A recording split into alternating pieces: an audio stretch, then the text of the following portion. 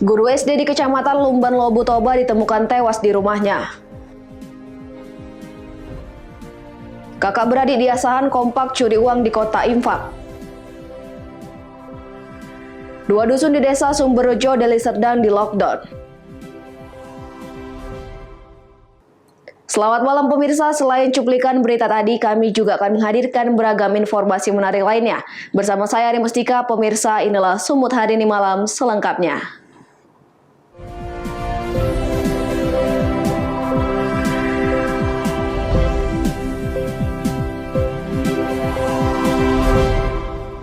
Pemirsa, Marta Butar-Butar, seorang guru sekolah dasar usia 42 tahun, ditemukan tewas di kediamannya di Desa Lumban Lobu, Kecamatan Bonatua, Toba, Sumatera Utara, Senin 24 Mei kemarin. Korban ditemukan dengan kondisi tubuh setengah telanjang.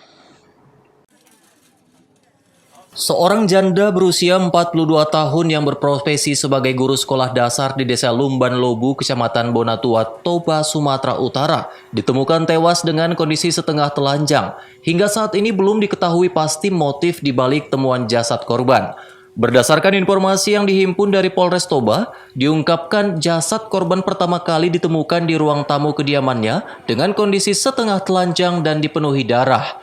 Kepala Satuan Reserse dan Kriminal Polres Toba AKP Nelson Sipahutar menegaskan, dari hasil olah tempat kejadian perkara, petugas menemukan bercak darah dari jejak kaki diduga pelaku melangkah menuju keluar rumah korban.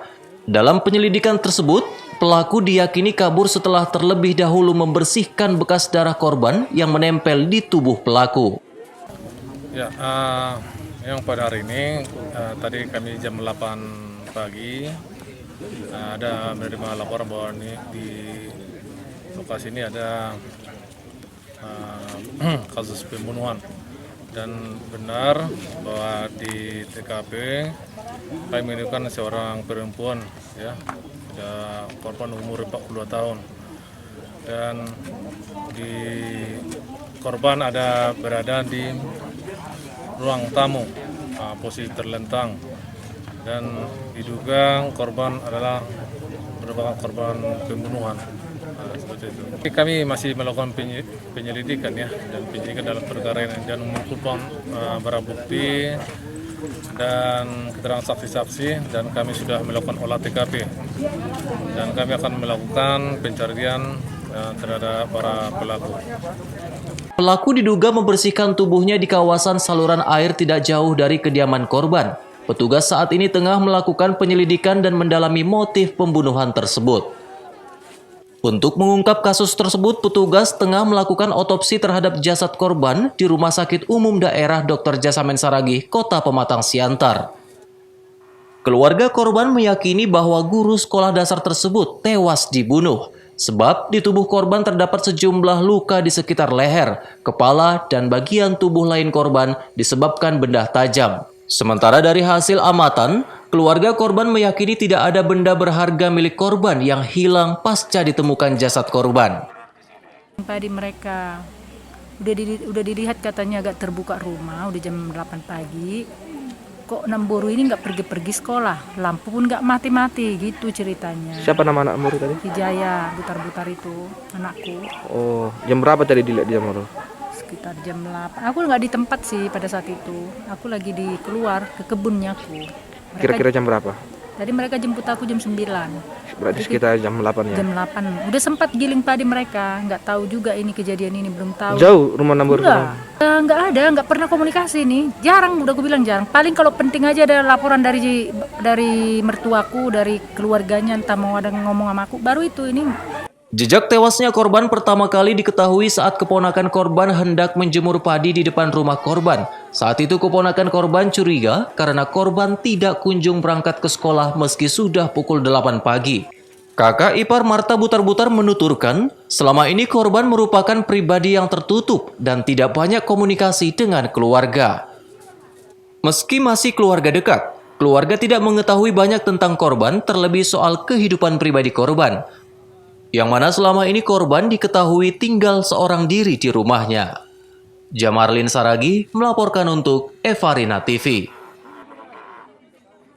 Universitas Evarina Fakultas Teknik gelar webinar Teknologi 4.0 for the Future Job. Melalui webinar diharapkan mahasiswa Evarina bisa bergerak lebih cepat dalam kemajuan teknologi dan siap berkolaborasi dengan siapapun dalam rangka peningkatan kualitas. Enggak, siapa yang bilang? Webinar Teknologi 4.0 for the Future Job digelar di ruang rapat Universitas Evarina Jalan Pendeta Jewismar, Kecamatan Siantar Utara, Kota Pematang Siantar, Sumatera Utara. Dengan pembicaranya Lecturer and Researcher Institut Teknologi Bandung Kevin Marujohan dan Lecturer and Researcher Institut Del Deni Lumban Toruan. Diikuti oleh Rektor Uneva Suzana Josephine Lumban Tobing, Wakil Rektor, Dekan Fakultas Teknik Uneva, Ketua Prodi, dosen dan mahasiswa Evarina. Webinar Teknologi 4.0 merupakan wawasan seputar perkembangan dan pengetahuan teknologi serta pengaruhnya pada bisnis industri. Bahwa dalam perkembangan revolusi industri 4.0, ekonomi tidak bertumpu pada kekuatan sumber daya alam, tetapi pada pengetahuan data dan inovasi. Mahasiswa diharapkan mampu menetapkan tujuan, investasi untuk diri sendiri, tingkatkan kompetisi dan cekatan. Perkembangan menuju industri 4.0 beserta terminologi penting, energi dan kelistrikan 4.0 dan perkembangan di Indonesia. Era revolusi industri 4.0 mengubah segala urusan jadi serba simpel dan cepat. Perusahaan mulai memikirkan kandidat yang tepat dan sesuai untuk berinovasi dan beradaptasi dengan perubahan ini. Istilah Big Data, Cloud Computing, dan Machine Learning merupakan istilah yang sering didengar akhir-akhir ini. Semua macam bisnis di era industri 4.0 dimulai dari skala makro, mikro, hingga super mikro akan menggunakan sistem berbasis online untuk menunjang kecepatan dalam birokrasi dan transaksi. Diharapkan juga mahasiswa ke depan bisa melakukan problem solving, bukan hanya mengidentifikasi masalah, tapi bagaimana melakukan problem solving, ya, dan bagaimana juga meningkatkan kualitasnya dengan melakukan investasi. Kita berharap mahasiswa kita juga bisa berinvestasi. Jadi kalaupun mereka menggunakan teknologi, tidak hanya untuk bermain game dan sebagainya, tapi justru berinvestasi dalam rangka pengembangan dirinya ke arah mahasiswa yang lebih baik. Itu harapan kami, dengan harapan juga ke depan bahwa hal-hal yang sangat dibutuhkan di important skill, yaitu bahwa kita diharapkan juga memiliki computational thinking dan design mindset. Ya. Semua orang harus memiliki design mindset dan social intelligence, ya, dan bisa beradaptasi dengan baik dengan kemajuan teknologi yang ada. Ya. Dan hal lain yang kita lakukan juga memiliki virtual kolaborasi yang baik. Ya. Jadi itu beberapa catatan-catatan penting yang saya lihat dari pertemuan hari ini. Mudah-mudahan Fakultas Teknik Universitas Evarina bisa bergerak lebih cepat dan lebih maju lagi. Di akhir seminar ini, Rektor Universitas Evarina bersama Dekan Fakultas Teknik serahkan cenderamata berupa plakat dan sertifikat kepada dua pembicara. Diharapkan segala materi yang diberikan kepada Universitas Evarina, terkhusus kepada Fakultas Teknik ke depan bisa melakukan perubahan-perubahan secara baik dan cepat sesuai dengan moto Uneva, mari membangun bangsa dari Universitas Evarina. Pentanius Sembiring melaporkan untuk Evarina TV. Pemirsa, puluhan warga yang tergabung dalam Aliansi Dakwah Tanjung Morawa menggelar aksi damai bela Palestina serta menggalang dana mengajak masyarakat untuk memboikot produk-produk pangan asal Israel. Aksi damai dilakukan di Jalin Sum, Medan Tebing Tinggi di Simpang Kayu Besar, Kecamatan Tanjung Morawa, Deli Serdang, Sumatera Utara pada 23 Mei 2021.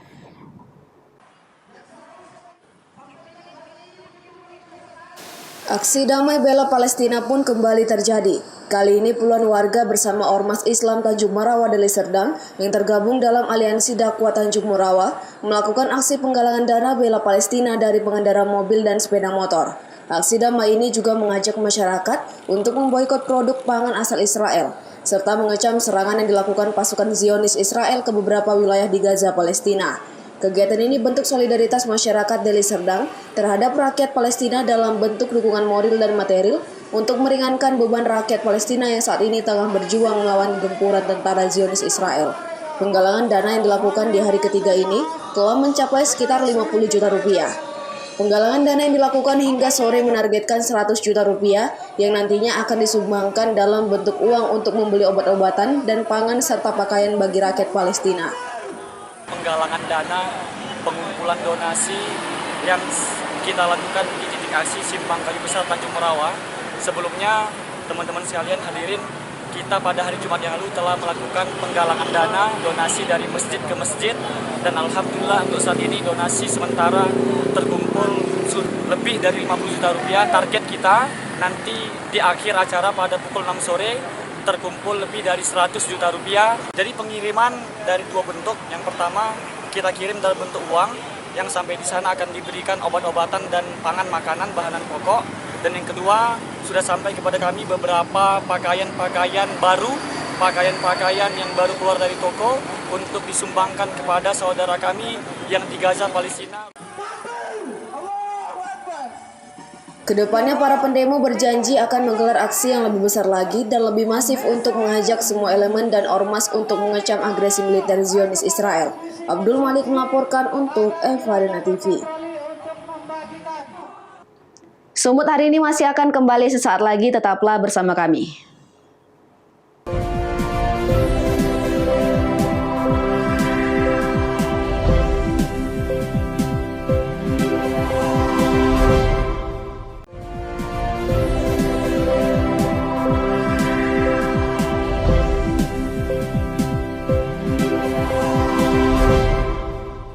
Terima kasih Anda masih bersama kami. Pemirsa, 2 orang kakak beradik ditangkap warga saat akan melakukan aksi pencurian kotak amal di sebuah masjid di Kecamatan Meranti, Kabupaten Asahan, Sumatera Utara, Selasa dini hari. Untuk menghindari amukan warga, keduanya diserahkan ke pihak kepolisian sektor Kisaran.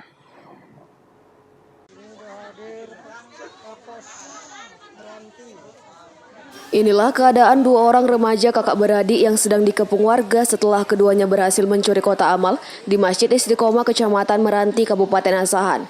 Beruntung pihak kepolisian tiba di lokasi kejadian langsung mengamankan dan berhasil meredam emosi warga yang geram atas aksi kedua pelaku. Selanjutnya kedua pelaku dibawa ke Mapolsek Kota Kisaran untuk dimintai keterangan lebih lanjut. Kapolsek Kota Kisaran Ibtu Joy Ananda Sianipar mengatakan kedua pelaku sudah berulang kali melakukan aksi pencurian. Mengamankan 2 orang tersangka pencurian kotak infak, dan setelah ditelusuri dan diperiksa mereka memiliki lokasi lain, kurang lebih 3 lokasi yang mereka lakukan pencurian, pembobolan rumah dengan 2 tersangka, yaitu inisial R dan J. Jadi pada malam hari ini kami mengamankan mereka 2 orang dan 1 masih di bawah umur, yaitu 16 tahun, dan saat ini masih dalam penyelidikan untuk beberapa kasus yang mereka pernah lakukan. Jadi pada saat ini juga saksi-saksi dan korban sudah berada di kantor dan akan kami tindak lanjuti untuk laporan mereka. Dari tangan pelaku berhasil ditemukan 1 kotak infak masjid yang mereka curi dan akan dijadikan barang bukti untuk sementara waktu. Untuk mempertanggungjawabkan perbuatannya, kedua pelaku kini mendekam di sel tahanan Polsek Kota Kisaran dan akan dilakukan penyelidikan lebih lanjut. Wanda Pratama melaporkan untuk Evarina TV. Pemirsa, aksi penolakan warga terhadap pemakaman korban COVID-19 di Kota Parangsidempuan, Sumatera Utara masih berlanjut. Warga membakar ban bekas di atas kuburan korban sebagai bentuk protes. Warga meminta agar korban COVID-19 dikuburkan di pemakaman khusus yang telah disediakan pemerintah. Puluhan warga yang berdekatan dengan TPU Lingkungan 1 Kelurahan Aik Tampang Kota Padang Sumatera Utara terlihat menumpahkan kekesalannya karena jenazah penderita COVID-19 dimakamkan di TPU yang berdekatan langsung dengan lingkungan hidup mereka. Warga kesal dengan ulah petugas Satuan Tugas Penanganan COVID-19 Kota Padang Sidempuan yang tanpa pemberitahuan tiba-tiba langsung memakamkan jenazah penderita COVID-19 di lingkungan mereka. Menurut warga, jenazah penderita COVID-19 seharusnya dimakamkan di tempat pemukiman khusus COVID-19 yang telah disediakan oleh pemerintah Kota Padang Sidempuan di Desa Aik Dayut, Kota Padang Sidempuan. Petugas kepolisian dan TNI yang datang ke lokasi pemakaman langsung berusaha menenangkan massa untuk tidak melanjutkan aksi pembakaran. Meski warga memahami dan menerima permintaan petugas untuk menghentikan pembakaran kuburan ini, namun warga tetap bersikeras untuk menolak keberadaan makam pasien COVID-19 di lingkungan mereka. Warga meminta agar pemerintah dan Satuan Tugas Penanganan COVID-19 Kota Padang Sidempuan memindahkan makam penderita COVID-19 dari lingkungan mereka ke pemakaman khusus COVID-19. Selain sudah ada pemakaman khusus untuk penderita COVID, warga juga takut terjangkit COVID karena letak kuburan yang berada di lingkungan perumahan mereka. Oh, sekilatnya dek, tadi kami pas sepi orang sini, nggak ada orang, tiba-tiba udah ada penguburan COVID. Jam berapa Kak? Ada yang ngasih tahu? Nggak ada dek. Jam Nggak berapa ada, itu dikebumikan di sini? sore kira-kira jam 4, jam 5 gitulah. Bu, kenapa ibu mau dibongkar kuburan ini lagi? Iyalah dekat rumah dek, kan ada pemakaman COVID disediakan oleh wali kota. Kan? Kenapa harus Itulah di sini? kenapa harus di sini. Itu memang pasien COVID atau seperti COVID apa? tapi pakaian orang apanya tadi? APD. Itulah.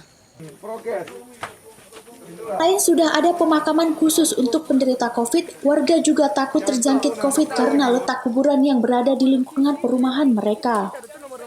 Sementara dalam pertemuan warga dengan Wali Kota Padang Sidempuan Irsan Effendi Nasution membantah adanya pembakaran kuburan pasien COVID-19.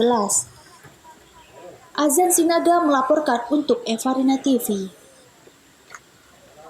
Kita ke informasi lainnya, pemirsa, jelang Pekan Olahraga Nasional ke-20 tahun 2021 di Papua, salah satu atlet kayak mewakili Provinsi Sumatera Utara sudah mulai melakukan latihan untuk mempersiapkan fisik.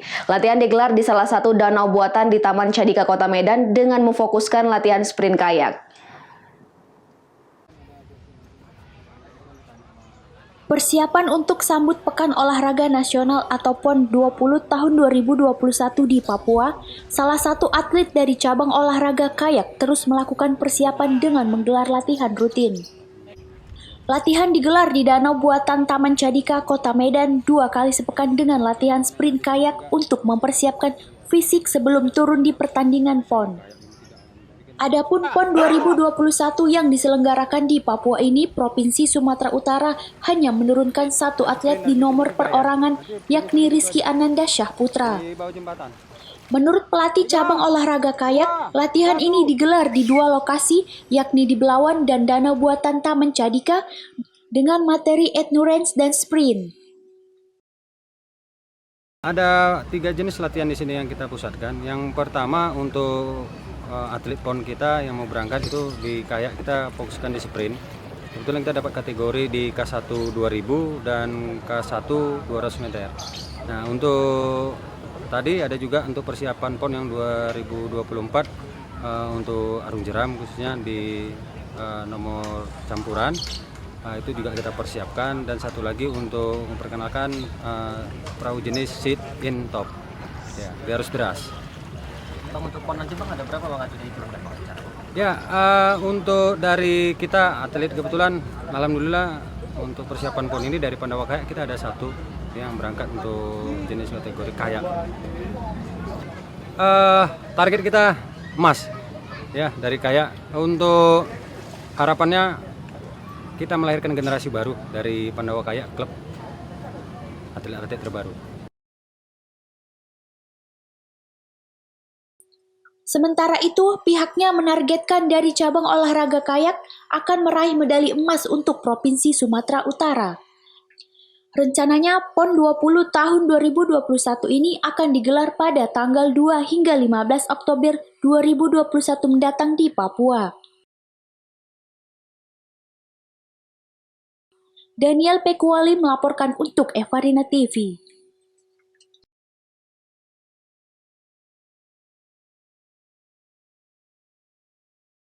Sumut hari ini akan kembali sesaat lagi, tetaplah bersama kami.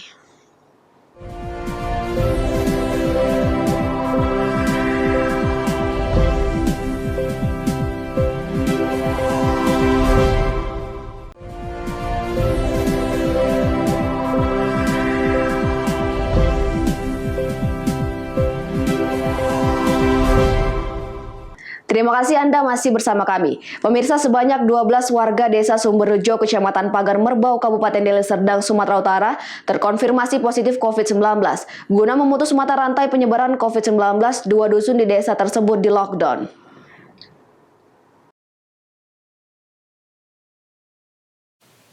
Swab PCR tes massal bagi warga di Desa Sumberrojo, Kecamatan Pagar Merbau, Kabupaten Deli Serdang, Sumatera Utara kembali digelar di Balai Desa pada Senin 26 Mei 2021. Hingga Senin siang sudah ada 39 warga yang memiliki riwayat kontak erat dengan 12 warga yang terkonfirmasi COVID-19 di desa tersebut menjalani swab test. Hasil pemeriksaan akan dibawa ke laboratorium PCR di Rumah Sakit Daerah Deli Serdang di Lubuk Pakam. Hasilnya baru akan diketahui 3 hari mendatang. Swab PCR test dilakukan guna tracing atau penelusuran penyebaran COVID-19 di Desa Sumberjo. Pasca 12 orang warganya terkonfirmasi COVID-19. Pemerintah desa menerima laporan terdapat sejumlah warga yang sakit dan dirawat di rumah masing-masing. Kemudian dilakukan swab tes PCR massal terhadap 33 orang warga pada 17 Mei lalu. 3 hari kemudian hasil pemeriksaan diketahui ada 12 warga terkonfirmasi positif COVID-19. Mereka tersebar di 4 dusun, yaitu Rahayu A, Rahayu B, Sumberjo, dan Dusun Tirtasari. Guna mencegah penyebaran COVID-19, pemerintah desa melockdown atau menutup 2 dusun, yaitu Dusun Rahayu A dan Dusun Rahayu B, termasuk memberlakukan jam malam di Dusun Rahayu A dan Rahayu B. Gerakan agar di lockdown ataupun disekat, tidak boleh keluar masuk lagi warga yang di 2 dusun. Dan sampai sekarang kita laksanakan kegiatan untuk pemberlakuan jam malam. Dusun apa aja Pak? Dusun Rahayu A, Rahayu B, di 2 dusun. Di Dusun Rahayu A sebanyak 3 orang, Rahayu A sebanyak 4 orang, Rahayu B 3 orang. Sampai kapan Pak ada pengetatan atau lockdown di 2 dusun ini Pak? Jadi pengetatan di 2 dusun ini akan kita laksanakan nanti setelah hasil swabnya nanti yang kedua. Kalau memang hasil swab yang kedua memang betul-betul sudah tidak terindikasi lagi mengarah ke COVID-19, akan kita buka kembali lockdown. Hari ini sendiri Pak, kita swab tes massal lagi. Hari ini kita melaksanakan tes swab di desa bagi warga yang bersedia di swab, dan kita sudah menghayu-hayukan dan mengajak warga agar datang ke balai desa ini untuk tes swab pada hari ini.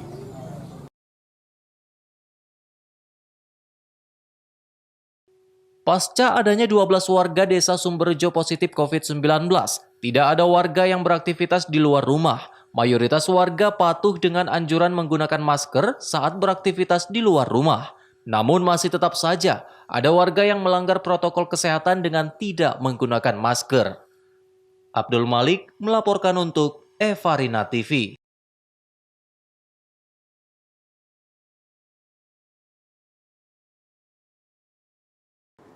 Pemirsa, warga penerima manfaat program Keluarga Harapan di Kota Tebing Tinggi kecewa lantaran penyaluran bantuan kerap terlambat. Selain itu, kualitas bahan sembako dinilai tidak layak konsumsi.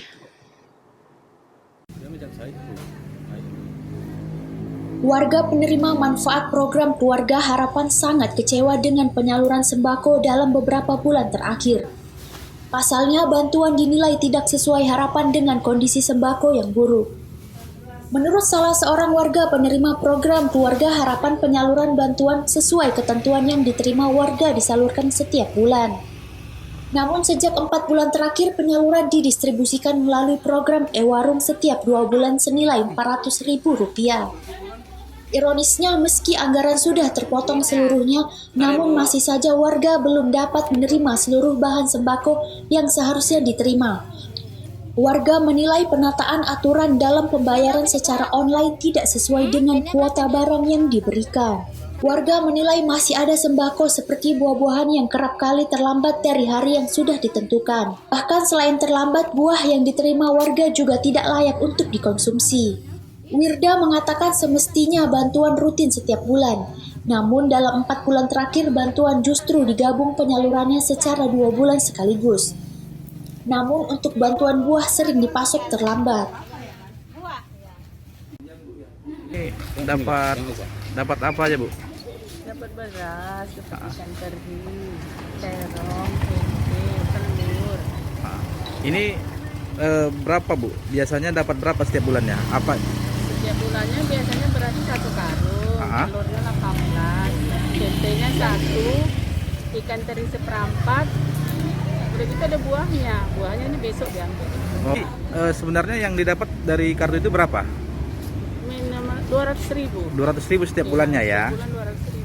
Oke. Jadi menurut Ibu ini setelah dihitung-hitung biasanya mencapai nggak 200.000? Dari yang Ibu perkirakan lah setiap bulan itu, ada nggak kira-kira itu? Kadang kurang juga sih, tapi gitu. Tapi nggak banyak lah. Kurangnya nggak banyak ya, tapi tetap Ibu rasa kurang ya. Kalau ditotalkan dari harga pasar biasanya ya. Pemilik e-warung justru menampik dengan mengatakan tidak mengetahui masalahnya di mana atas keterlambatan baik itu saldo maupun sembako. Dinas Sosial juga tidak ada pemberitahuan yang pasti begitu saldo masuk mereka langsung melakukan penyaluran. Untuk setiap pencairan apa aja Bu yang didapatkan masyarakat biasanya? Itu 7 item, Apa aja? beras, teri, telur, sayur buah, tempe. Oke. Itu total, kalau di total berapa dapatnya mereka? 200.000. Oke. Jadi ini ada keterlambatan kenapa Bu? Dari dinas atau gimana? Saya kurang tahu juga loh keterlambatan itu masalahnya di mana. Cuma kami kalau masuk saldo, kami berusaha untuk segera mengadakan penyaluran itu aja. Oke. Keterlambatan bagaimana?